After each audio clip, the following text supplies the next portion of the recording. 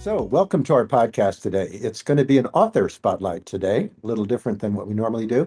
Many of you know Gunnar Branson as the CEO of AFIRE and a long-term industry leader. What you may not know is that he's just published a memoir, Chasing Lights, that begins with a personal ending during COVID quarantines in Chicago and reaches back to an Alaskan childhood under the Northern Lights. And I should note, this isn't a business book. It's a book about disruption and what it does to identity, meaning, and the second half of life. Gunnar, I want to start with the image you chose to open the book with.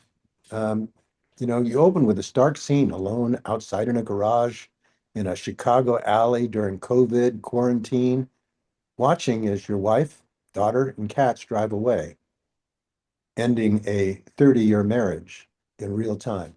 Why'd you start there?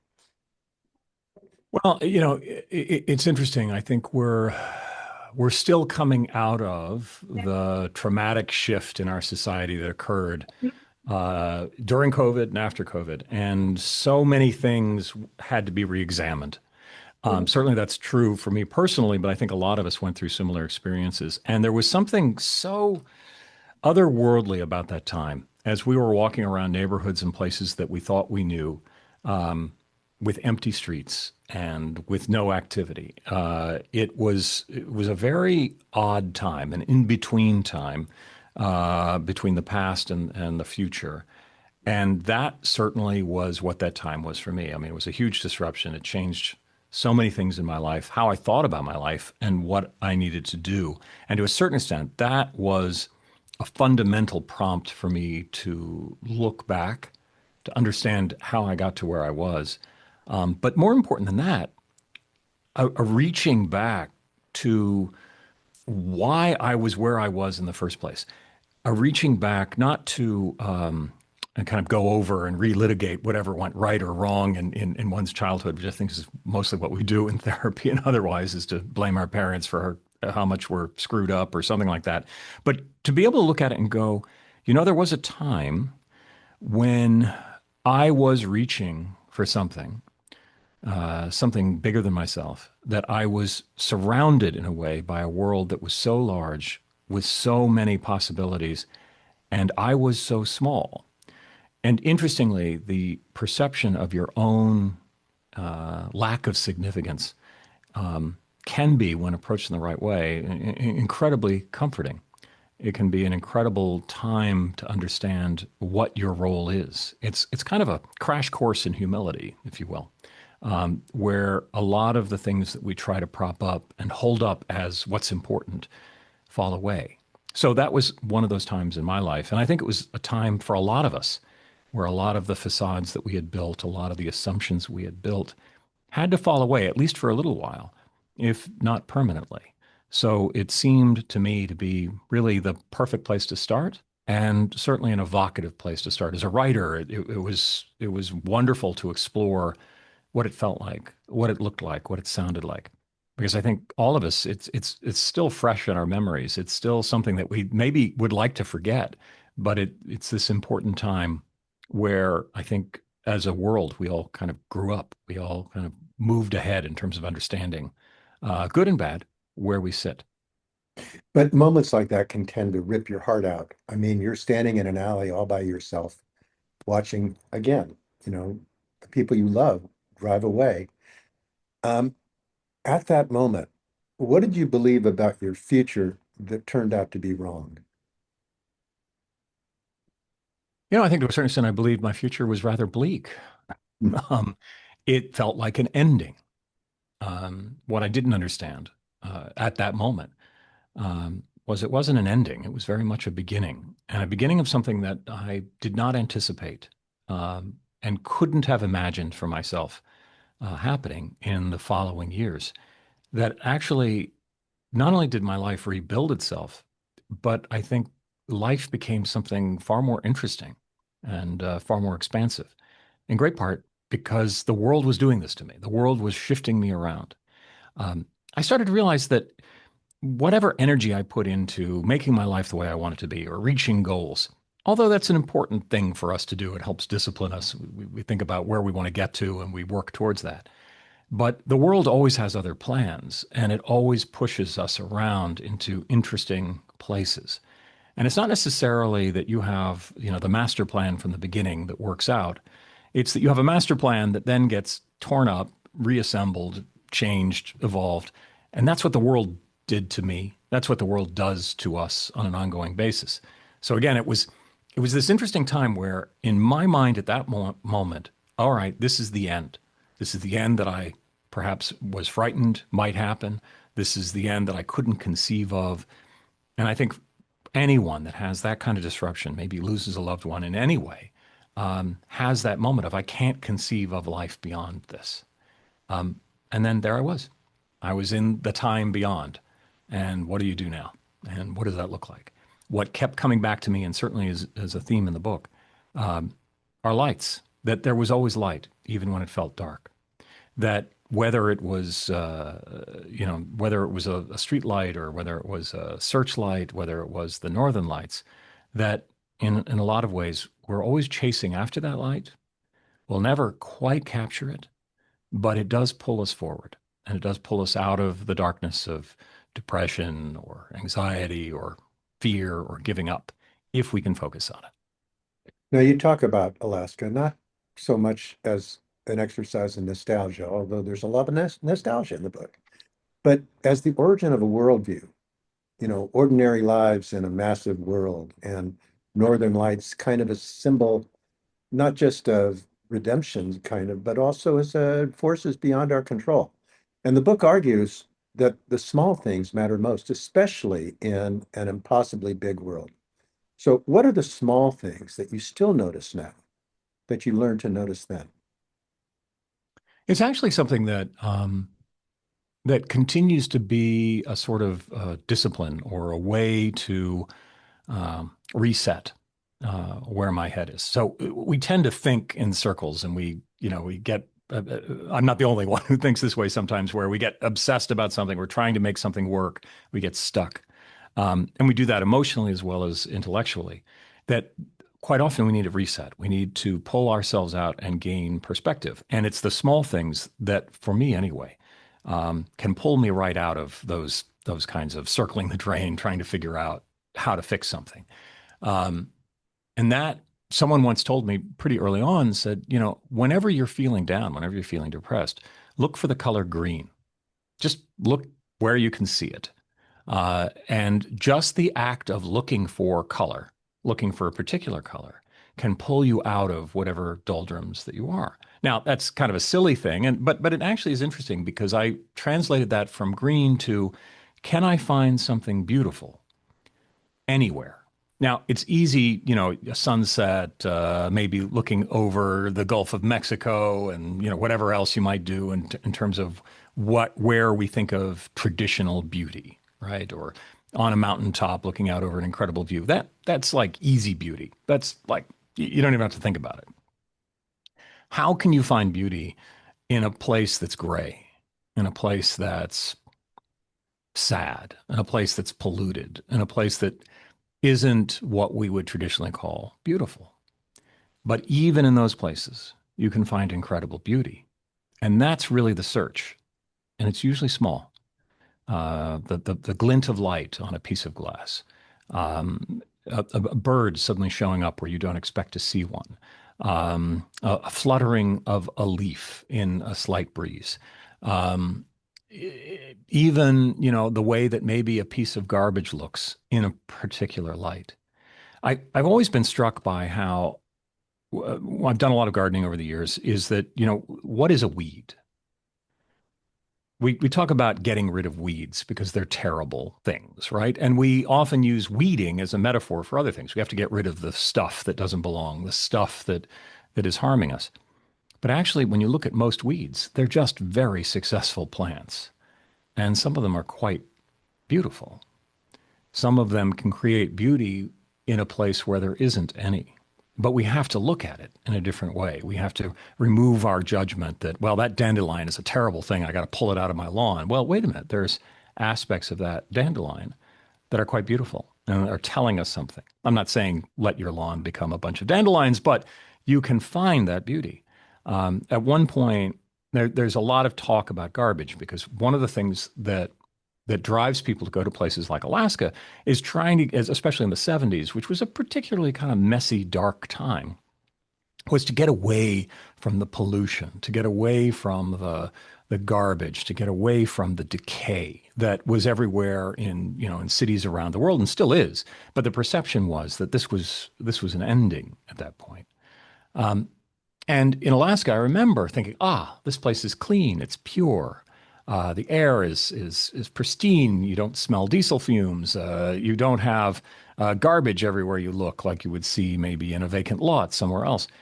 And that was a misperception because the garbage was there too. Everywhere there are humans, there is garbage. And part of what I started realizing over time was the garbage that I perhaps had a judgment of it being terrible and being this awful thing that destroyed this pristine wilderness. Not to say that I like having garbage in a pristine wilderness, but understanding that even within that, there can be beauty. That when you pick up a piece of sea glass, which is a broken bottle that has been rubbed by the sand and the surf until it becomes this beautiful stone, that every piece of garbage is actually something that can contribute to the next stage of life. So life is over, it's garbage, but that garbage becomes the fuel for something better. One of the things that I found interesting as I watched wildlife, even in Alaska, is that animals would use human garbage for their nests. You'd see candy wrappers in the middle of nowhere where there's no human being for miles around. You'd see a candy wrapper in a nest that an animal would use, that it was being put to use. So one of the issues around how we handle the waste in our world may be as much a recasting of our thinking around it. It's not that it's this terrible thing or this moral failing. Maybe it is, but who cares if it's a moral failing or not? What can we do with it? How do we think about waste, not as a weed that's making our lives awful, but as fuel for the next stage in our life? That the ending is the beginning. And it maybe sounds a little kind of Zen-like or something like that, but it actually, what I've discovered both in my own personal life as well as professional life, is quite often what we think we want to get rid of. We simply need to recharacterize and think about in a different way. Oh, I'm sorry. You go back to the 1960s, that 19th century industrial building, it should be torn down because it's much better to turn that into a parking lot or a road. We should just throw it away. And it's inhumane to ask people to live and work in a 19th century loft in Lower Manhattan. It's just a terrible, terrible thing to do. Well, that was what everyone thought in the 60s. We needed to tear all that down. Well, now it's some of the most valuable real estate in the world. Now it's the place that everyone dreams of living in, a loft in a 19th century building, so much so that in Houston, when they build new apartment buildings, they make them look like 19th century industrial buildings. It's not about throwing things away. It's not about giving up. It's about allowing it to evolve. And that's true in human life as well. Yeah, my marriage failed. I lost a lot. I went through a grieving process. But then there's another life that comes from that wreckage and a better one. So again, Alaska was teaching that. Alaska was teaching that from the standpoint of look at these small things. Look at these little things that happen. There's no grandiosity in terms of, being a great person. And certainly to write a memoir, if you're not a famous or important person, is a rather arrogant act, I think. And it's one of the things that bothered me as I was putting this together to publish. It's like, why does anyone want to read this unless you're a friend of mine or something like that and you want to know about me? Because I'm not famous. I'm not, like all the titles that you see in the airport bookshops and everything else. But I started to realize that actually there is value to talk about lives that are not that important and to understand the importance of 99.999% of the population. What are the experiences that we have and what can we learn from them?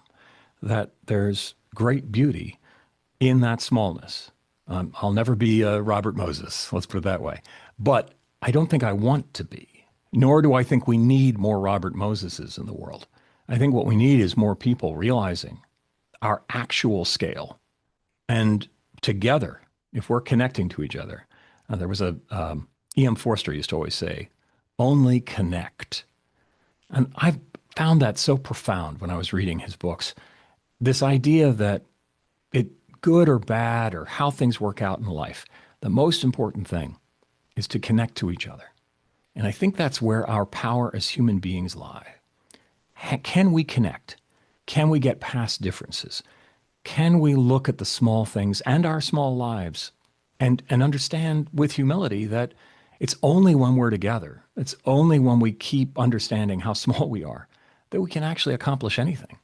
And in fact, we accomplish quite a bit by focusing on the small.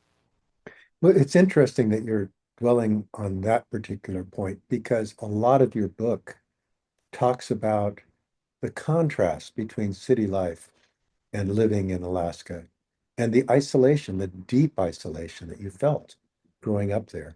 And yet you did find a way to make connections with people around you. Um, Talk a little bit about that. Sure.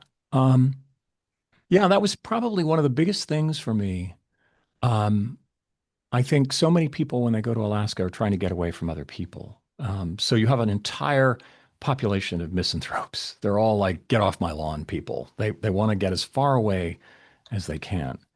And growing up, one of the things that I was always striving for is, well, how I am isolated. There's no one around other than my siblings. Our nearest neighbor at some points was only 5 miles away. The nearest road was 25 to 30 miles away. How do you how do you connect to other people? And there were a lot of ways that that happens in that environment. For one, I discovered something that now I guess is a dead medium, radio, that you could hear other voices through the radio. And there's this wonderful thing, and I talk about it in the book. I don't know if it's still happening, but when I was a kid, there was a radio station that could be heard in most parts of the state. It mostly played country western music, which I was less interested in at the time. But in the evenings, the radio announcer would read letters. So it was how maybe someone would communicate to their family or to someone, a friend that was maybe on the North Slope or was someone out in the bush, and just tell the same kinds of letters that any ordinary person would talk about, talking about what happened with the family or how their kid got a good report card or what it was like to get a care package that they shared with the guys or something along those lines. And there was something so profound about hearing those stories that were just like the kinds of things that were happening in my own life. But it was shared. It was shared with these strangers on the radio. Just hearing the sound of an announcer's voice reaching out to each other. I found, and I've since found research that suggests that the farther away you are from other people, the slower your mental processes are, the less you are able to think effectively. And frankly, the more likely you're going to go a little nutty because we rely very heavily on each other to even understand what the boundaries for our own life should be or who we are or how we function. If we don't have that constant feedback from people, it gets hard. And there are some people that really like that, but I think for most of us, it's very, very difficult to function without connection to others, whether we do it digitally, whether we do it listening to the radio, whether we do it with having lots of people around. We need that. We need that connection. Part of what I found interesting and continue to find interesting, and I argued this a bit in the book, is that there's a lot of people, especially I'd say over the last 30, maybe even 40 years, that believe there is a fundamental difference between people that live in the city and people that live in the country. There is almost a trope that the people in the country are more polite, they're more self-reliant, they're more practical. People in the city are too dependent on other people, are too dependent on wealth and status, are arrogant, don't understand the world around them because they're in this crystal bubble of the city. And that dichotomy has fueled a narrative around our politics, around economics, around just how we function. If someone's in the city, they're this sort of person. If someone is in the country, they're another sort of person. And my experience is kind of interesting from the standpoint that I grew up in the sticks. I am technically, I guess, a country boy, but I have lived most of my adult life in some of the larger cities in the world. So I am also a city person. And frankly, I don't see fundamental differences. So many of the people I grew up with that were in the country were functional idiots, were rude, were violent, were really not focused on community, but were focused on their own self-interests, whatever they may be. I've also met people in the country that were amazing people, that were thoughtful, had great humility, spiritually advanced, smart, could fix anything. I mean, my heroes were people that could fix an engine with, a hairpin and a little bit of spit and somehow make the thing work again. That's amazing, people who can do that. And I tried to learn some of those skills as well as I was growing up. But I've also seen in the city people that are incredibly generous and kind, thoughtful about the community, self-reliant in terms of fixing things and not, for themselves or figuring out how to get together and fix things, as well as people who are violent and are idiotic and foolish, caught up in their own egos. Again, what's the difference? They're both the same. And the interests of the city and the interests of the country are not just the same, they are closely tied to each other. That the country economies are actually based on the city itself. The city is your customer if you're a farmer. The cities are where we get all our understanding of community, of culture, of civilization. I lived in Alaska in the middle of nowhere, but I read the same books and magazines that came from New York or London or from Asia. I I ate food that was processed from around the world. My blue jeans had been manufactured in 9 or 10 different places around the world before I got my hands on it, just like everyone else. That I was connected to the city even though I was in the middle of nowhere. And therefore, we are all city people. That is what civilization is. And to create an artificial distinction between people that maybe live where they have to drive their truck a few miles before they actually see another human being versus the people that are on Madison Avenue, that it's not different in the way that we think it is. We are connected. And one of the things that I think we need to do as a society is to start removing that false narrative for us to be thinking about how can we understand the connections that tie us together? How do we connect the dots between what it means to live in a place like, the bush in Alaska and what it means to live in New York or Chicago or Washington, D.C.? And that's a lot of what I ended up doing in the book, was making those connections between those different people. One of the reactions I've been getting from people who have read the book for the first time is, well, I know you, Gunnar, but I had no idea that you grew up in Alaska. I had no idea that you're this hick. um, and I am, but I'm also not. And I think I found that kind of interesting. And that's one of the reasons why I was writing what I was writing. Now, you talk, one of the things that really kind of struck me about the book was your ability to kind of tease lessons out of almost everything around you. Most of us go through life much more numb, not paying as much attention to the little details. And one of the common themes throughout it was the Northern Lights, which are beautiful. But for you, they became a teacher. So when did the Northern Lights stop being just beautiful and become guidance for you? That's an excellent question. One of the things I think that people who don't see the Northern Lights or don't, infrequently see it, is that it does not look like the photographs. So there are these beautiful photographs. You can look up the Northern Lights on the internet and see incredible, colorful sky scenes that just look otherworldly, like something from a science fiction movie. And those photos are pretty, but the experience of the Northern Lights is very different. So the first time I saw it, oh, wow, that's the Northern Lights, and an incredible light in the sky. And it was amazing. It was beautiful. And, everyone oohed and awed, and it was an amazing experience. But the Northern Lights actually occur in Alaska more than 100 nights a year. It happens all the time. It is somewhat, it surprises when it happens. So even though it's frequent, you're moving along, maybe it's a dark night and you're just walking along, and then suddenly shafts of light will move across the entire horizon. The the size of the northern lights is really what hits you more than whatever color there may or may not be. And most of the time, northern lights is kind of a pale, whitish, greenish color. It's not the reds and the yellows and the purples that everyone sees in those photographs. That happens sometimes, but it's pretty infrequent. It's usually just light. And that light moves across the sky so much faster than anything else we see. It will suddenly just shoot across in a way where suddenly everything changes, where the size is is bigger than you can somehow consume, that you can understand or pull into yourself. What the Northern Lights became for me was an interruption.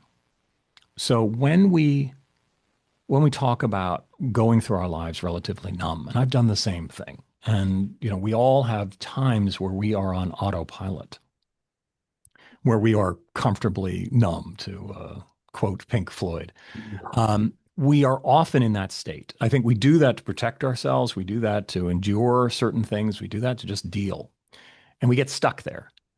What the Northern Lights did for me, and things like the Northern Lights continue to do for me, is to remind me to wake up, to remind me to pay attention. That even though it's impossibly big, the Northern Lights and how they'll interrupt you, it also tells you to look at how small you are. So part of the title of the book, Chasing Lights, you will always chase them. And in fact, I describe a scene where I literally chased after it. I kind of was like so excited by what I saw. I was running towards it, the way you might run after a beautiful rainbow. But even then, knowing that I would not catch it, none of us are going to catch the light. We're just going to chase it. And in the chasing, we understand how amazing the world is and how small we are. And you cannot stay asleep when you're in the middle of the chase.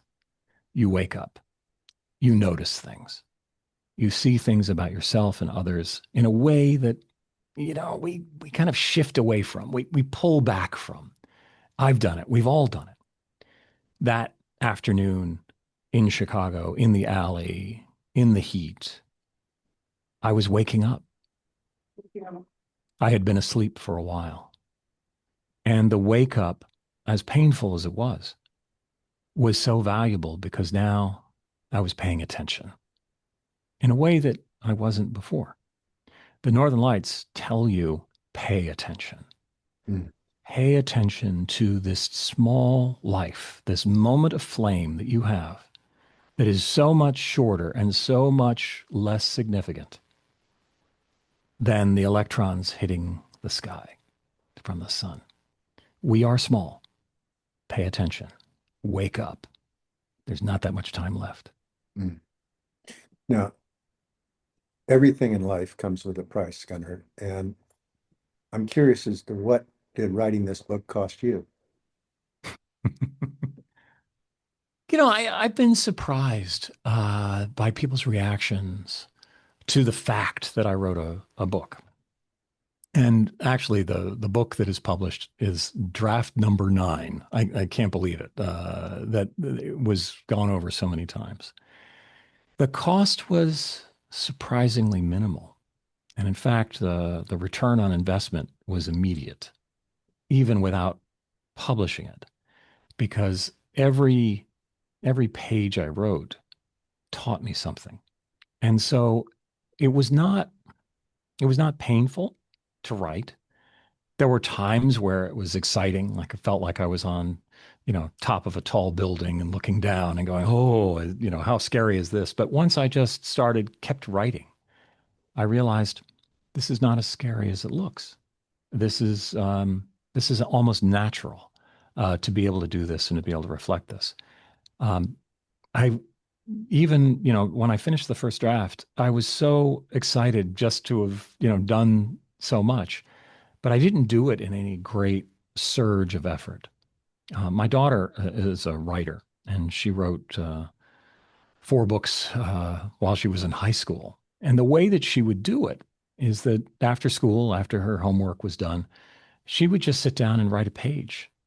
And, an interesting thing about writing a page every day, a page is not that hard to write. We do more than that just through the ordinary business of work, with our emails and everything else. She'd write a page every day. And then, 300 days later, you have a book. It's less than a year.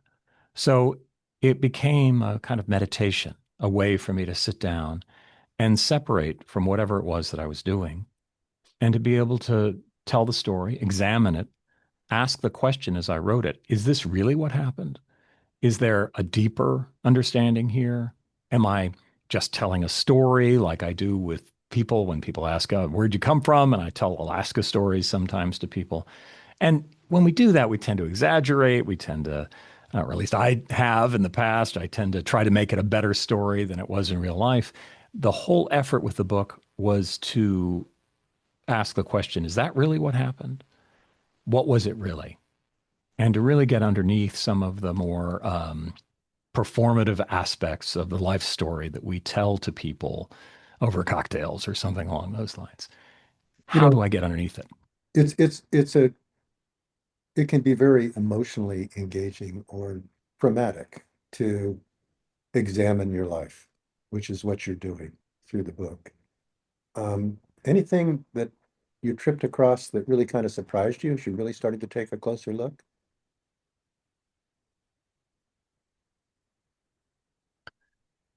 Part of what really surprised me when I looked at what has happened to me over the last 5 or 6 years, more recent, which is part of this book, is how much it echoed what had happened before. Mm. That it was a cycle that I had to go through to understand the next stage. And part of what also surprised me, it was difficult when I went through it, just as it's difficult to grow up. And there's lots of emotionality and drama that comes with that.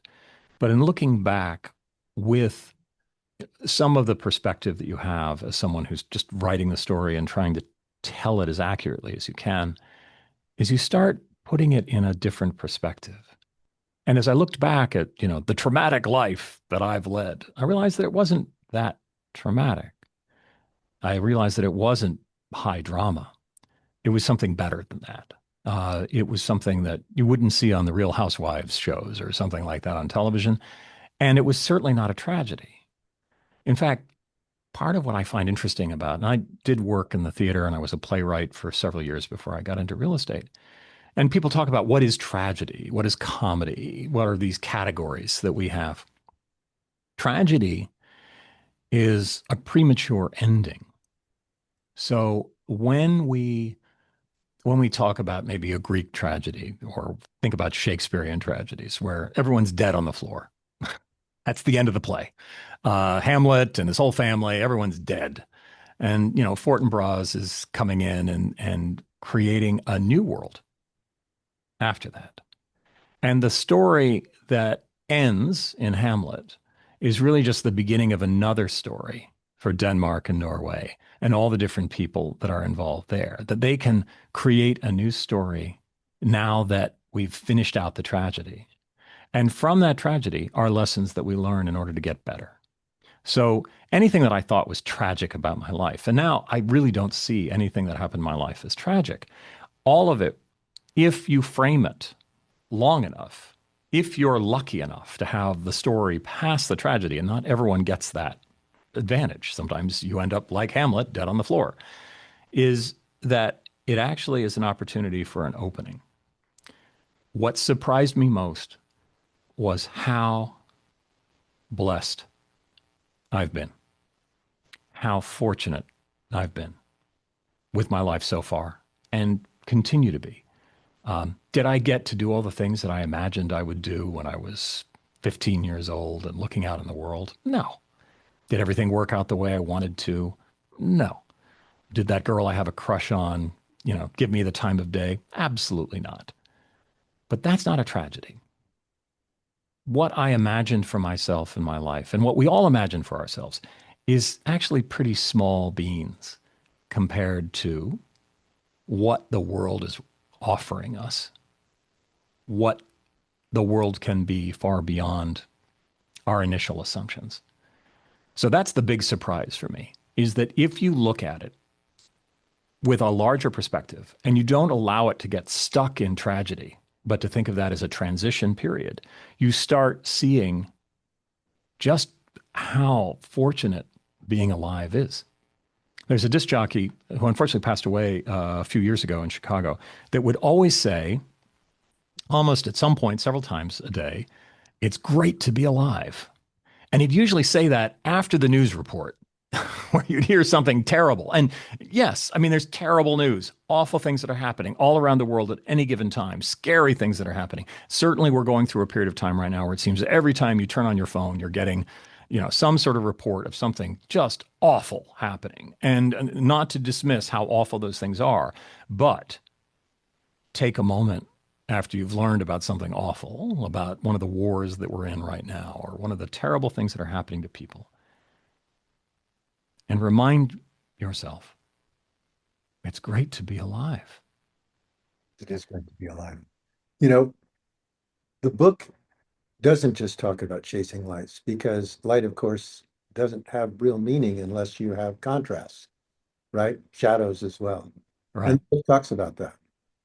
And one of the things that struck me was the contrast between what you described growing up in Alaska that was so foreign to what most of us experienced, coupled with things that all of us can relate to, like driving around a car on a Friday night with your friends, talking to each other, going, "What do you want to do? I don't know. What do you want to do? I don't know. What do you?" All done that, right? Um, but bringing it back to our world, our investment world, we're all paid to be composed, to be prepared. And your book is about what happens when life refuses preparation. How did this experience change your relationship with control? Well, it influences it quite a bit because, again, I think just as the Northern Lights remind you to wake up, they also remind you that you're not in charge of this. And one of the things that I think is difficult for investors is that to a great extent, we are trying to control outcomes. And in real estate, we're trying to control outcomes for an extended period of time. We're looking at 5, 7, 10 plus years of owning an asset and having to predict what's going to happen at the point where we want to sell that asset. And that is, predicting the future is really hard. And that is just an absolute truism. And there is no such thing as an accurate pro forma. It just doesn't exist. So you do all the preparation that you can do. You do all the due diligence to understand as best you can what is. But you also have to understand that your plans are going to be altered. They have to be. And you are going to make mistakes. You have to, because the world is not within your control. And I don't care how intelligent you are, how successful you've been in the past, that one of the things that I think is interesting, and you and I have talked about this a bit over the years, in terms of how investors need to be thinking, that the capital quite often is not looking for you to outperform all benchmarks. That's nice if that happens. It's great if you are able to deliver outsized returns. But what is more important to a long-term investor is the risk-adjusted part. What is the risk? And what do you do when your plan no longer works? How do you deal with failure? How do you deal with having to change midstream? That's what life is asking us to do. That's what investors are asking us to do. Investors need to be thinking not just about what the reality is right now, but what it is going forward.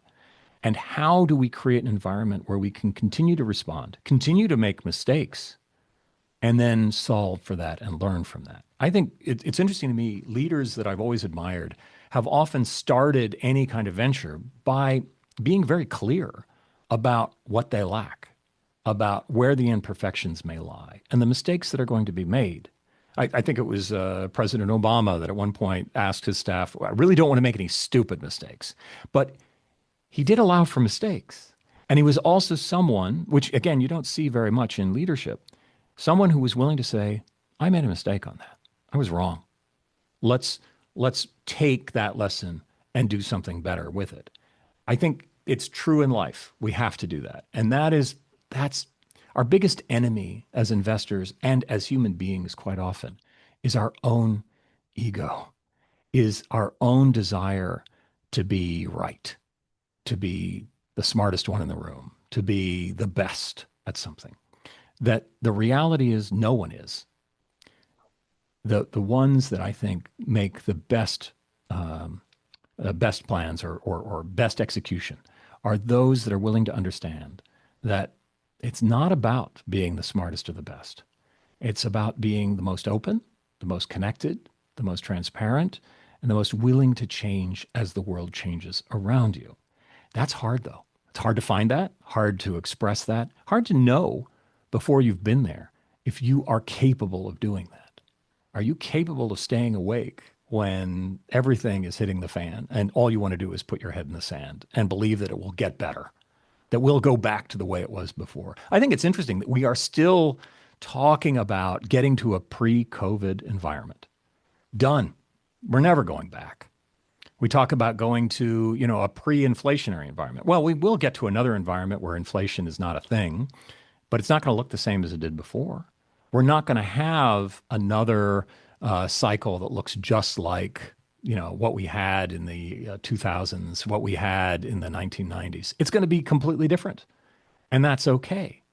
It's not about getting back to where were before. There's an old Zen koan. You can't step into the same stream twice because it's different water every time you step into that stream. That is true for an investor. That's true for a human life. And Yeah, it's all about that next thing. I think the process of nostalgia is the process of romanticizing the past instead of celebrating it.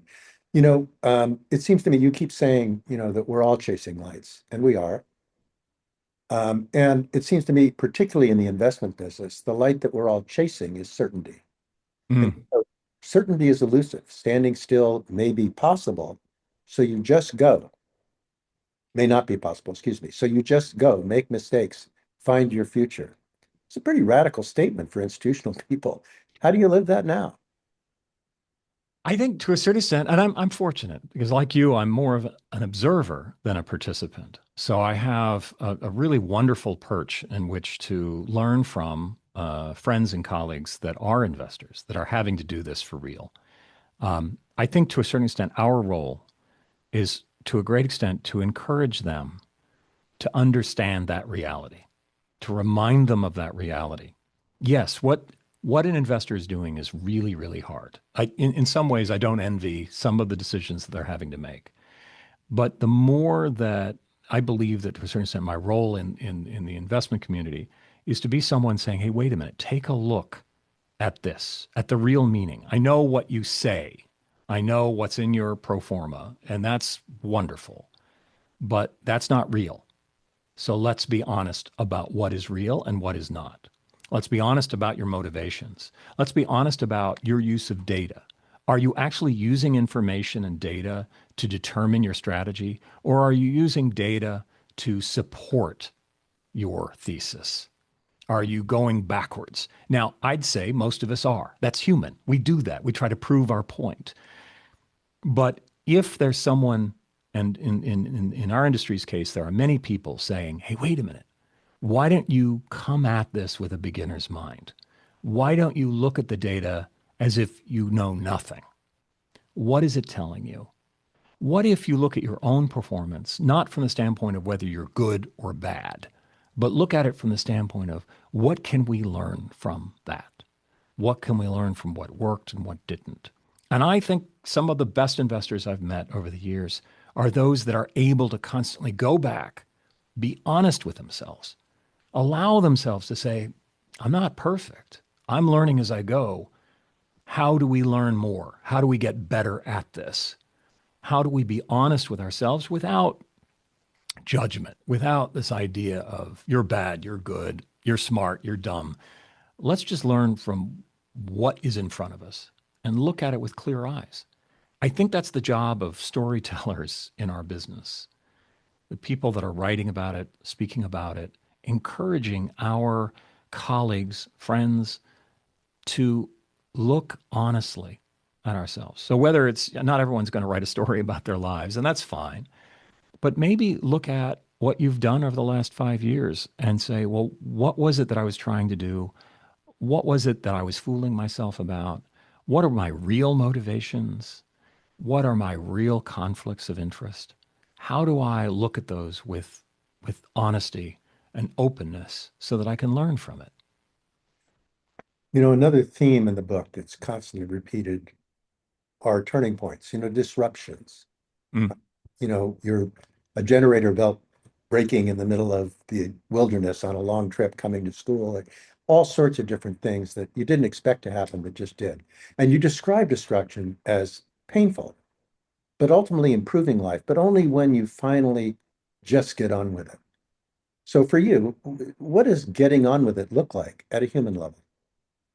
At a human level, to a certain extent, and in almost every case, when there was a disruption, the answer could be found in another person.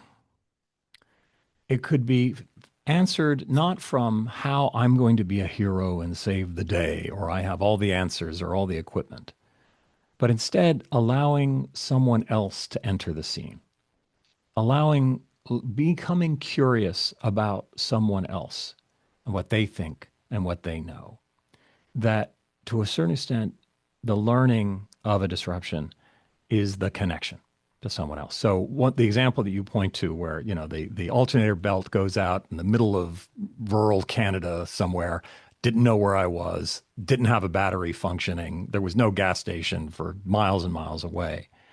That I was sitting on top of a dead car, not knowing what to do, admiring a beautiful forest that was around me, when a 5 or 6 year old kid came up to me early in the morning, bored out of his mind, curious about who this strange guy was in a station wagon that wasn't moving. And we started a conversation. And it was fun. It was just an interesting kind of conversation back and forth.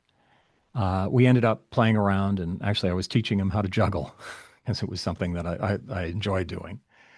And a little while later, his father came out of a camper and was so grateful that he and his wife had gotten a little extra sleep and asked me, well, gee, thank you so much. What can I do for you? And I said, well, I have a dead battery. And he had a commercial grade battery charger. And I was on the road in a few minutes, problem solved. It's not a problem I could solve by myself, but thanks to a 5 or 6 year old boy, I was able to find a solution.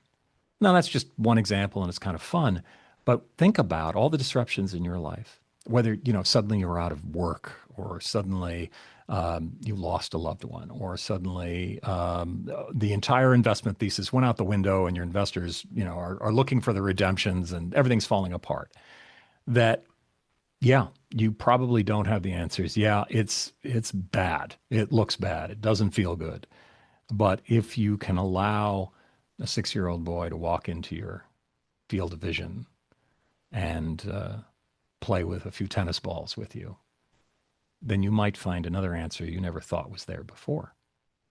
That is the magic of little things.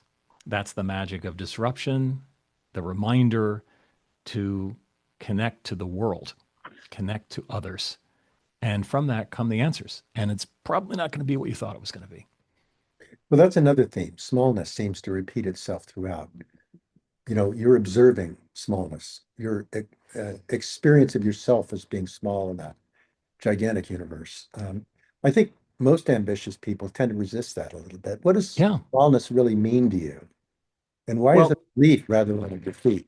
yeah, I mean, just to clarify, I'm 6'2", so I'm not a small person necessarily physically. Although I'm often surprised when I realize that I am 6'2". I'm like, oh, I guess I'm kind of tall. Um, is that it's not necessarily about it's not as much around size as it is around importance. And I think that's uh, we all have ambitions. We all want to be, a lot of people, not everyone wants to be in charge. Not everyone wants to be, head of a business or a leader. But I think a lot of us do. And certainly that was the case for me. But the surprise of leadership for a lot of people who do it for a while is you start realizing that you're actually not there to be in charge. You're there to serve others. You're there to make other people as successful as possible. If you do that, then your venture is more likely to be successful. And it's actually far more satisfying. So, as we look at the smallness of any one person, even a person who has a title or a person who has an official sounding job, at the end of the day, you are only as successful as everyone else on whatever venture that you're having, that you are heavily dependent on all the people that are working with you and around you. If you see yourself as one part of a larger network of people that are trying to get something done, it is then possible to move. It's then possible to evolve and change and make things better. If it's simply you dictating terms, there is some advantage to that on the near term. It can go quickly, but it takes more and more energy to continue to dictate what the future is going to be. You have to control more and more in order to make that happen. Eventually, if you are truly dictating terms, this is the way the world is going to be because I say so, eventually you are sowing the seeds of the ending of that because the world will not accept that for long. Yep, endings are another theme in the book. As a matter of fact, you start with an ending, right? Hmm. But the story continuously moves from kind of a conclusion of story over to maybe not. Yeah. And what did you discover is better about your life now than what you were at the time trying to preserve? Yeah, I think it's interesting because right before the ending, quite honestly, quite often, what we're doing is trying to hold on to it. I like that you said that. It's like we're trying to hold on to it and keep it from falling apart. Right. But if we once we get to the point where it does fall apart, is when we're able to create a new story. We're able to restart, rethink, and come at things with a beginner's mind. Someone once said to me that one of the things that is interesting, if you look at cities and how they evolve and how they go from failure to success and back to failure again, and there's a cycle that's there. When pointing out, all the new green shoots that now exist in Detroit because it went through bankruptcy, that bankruptcy was incredibly painful and difficult for everybody, but actually it was a necessary step to take in order for Detroit to find what it is now. It's never going to be the same city it was in the 50s. It's going to be something else, and it's evolving into that right now. That, part of the reason why Chicago was such a successful city for so long is because it burned to the ground in the 19th century and was able to start over again in a way that really allowed it to have an incredible growth path for many decades. New York, we can all remember what it was like in New York in the 70s and into the 80s. It was a failed city in a lot of ways, but it was not over. From that failure came new successes. That whether it's a city, it's a person, it's a country, it's a company, that it's the holding on that gets us into trouble. That if we are desperately trying to keep things as they are, to a certain extent, we're killing them. We're not allowing them to grow. We're not allowing them to change. The hard part, I think, for us as human beings is that our instinct is to hold on to it, to create that stability, to create that certainty. But all of that actually is an illusion. It's not real. And I think it's important for all of us, whether we're investors, we're writers, we're human beings, to understand, to somehow get comfortable with the idea that certainty is a false God. It doesn't exist. We can create the illusion for ourselves, but the illusion is a problem. And oh, by the way, I'm saying this and I do it too. We all do it. We all create these illusions over and over and over again. We hold on to them, and then the world takes them away from us. And to a certain extent, I'm grateful to the world for not letting me hold on to things for too long, to forcing me to let go. Now, another thing that really struck me, Gunnar, about the book was its honesty. And I thought that was kind of a little ironic because you have a performance background. I mean, stage, radio, television, and as you said, you wrote plays. When you wrote the manuscript, what did you have to unlearn about performance in order to stay honest? That's a funny thing because performance was described to me once as just really sophisticated lying, right? So, if you're acting a part, you're pretending that you are this person, and you're pretending that the words you're saying you came up with, even though you're speaking what a writer wrote, um, sometimes hundreds of years ago, and you have to make it fresh and real, and your character has to be real. One of the things that I did a lot when I was acting was I would play villains usually. And I don't know why, that's just kind of how it worked out. And in order to play a villain in a story, in order to make that villain real, you have to believe that they're not a villain. So to a certain extent, the lying is not happening necessarily to the audience. The lying is happening to yourself. You're creating an environment where you believe something, you believe a certain level of assumptions that are reasonable and logical, that make sense, so that you can be this terrible person in a story or a play, but it all comes from a reasonable place. Maybe you're hurting the hero in great part because you feel that the hero is threatening you. So, those kinds of things that you do. There is a performative quality that, frankly, I had to resist, not from my acting background or from my writing background, but from my professional and corporate background. So there is a level of dishonesty that we engage in, or performative dishonesty that we engage in every single day, where we pretend that we are not human beings, that we are simply corporate man or woman, and we don't have a home life that's going to intrude upon what's happening. We don't have a background, in my case, digging outhouses in Alaska, pretending instead that we're this kind of we're suits, or whatever the equivalent of it is now. That is performative. What is performative is, I planned this all along. I did it all myself. I worked hard. I overcame obstacles, and look at me now. I am successful because of my own efforts, and because I'm better and smarter and harder working than everyone else. That's a performance, because underneath that, for everybody, is screwing up, failure, wrongheadedness, taking too long to listen to someone when you should have listened right at the beginning, making mistakes as a leader, making mistakes as a strategist, making mistakes as an analyst, all the things that we did that were wrong, selfish decisions that we made, closed-minded things that we've done throughout our lives. And you scratch the surface of any successful person, and you will find that the story is far more interesting and far more complicated than that. So I wasn't resisting my background in the theater in order to be honest in the book.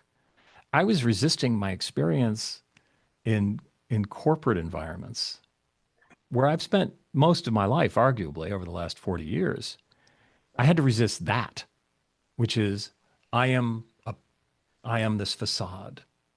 I am this person that, has professional credentials or is professional in a way. I had to go down and say, no, no, no. I'm this messy human being, just like everyone else. I have conflicts within myself. I have things that I'm proud of, things that I'm not proud of.